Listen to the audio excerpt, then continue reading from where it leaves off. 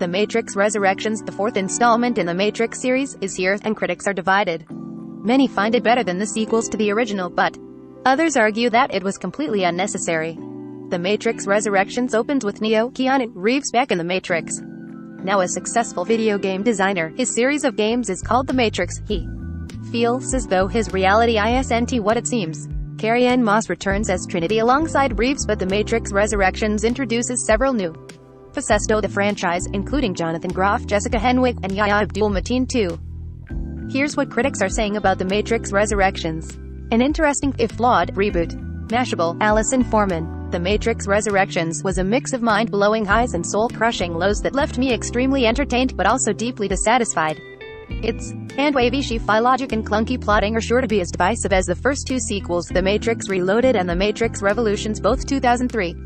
Yet, this sequel is undeniably a better film, mirroring much of the structure and purpose that made the first work so well.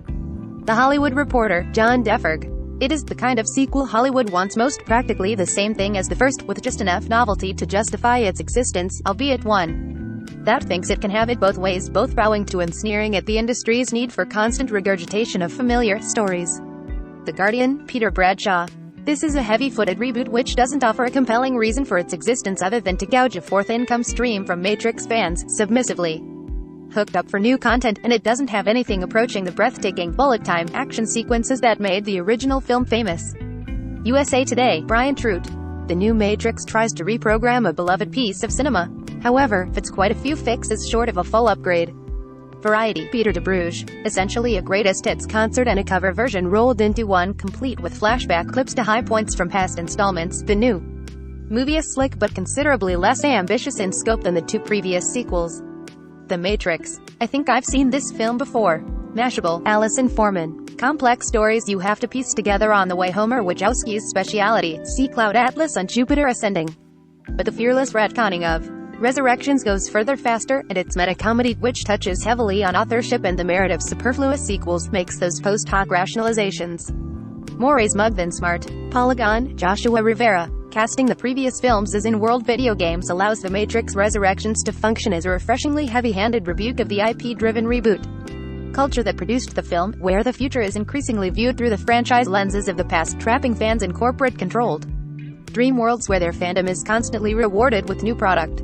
Surprisingly romantic. The Hollywood Reporter, John Defferg. Machine guns, flying robots and pods of goo notwithstanding, some of the picture's most engaging scenes are those in which Neo, Thomas interacts with Trinity in that world, where she's a married mother named Tiffany, and tries to coax her into remembering the life they once shared. Entertainment Weekly, Joshua Rothkopf.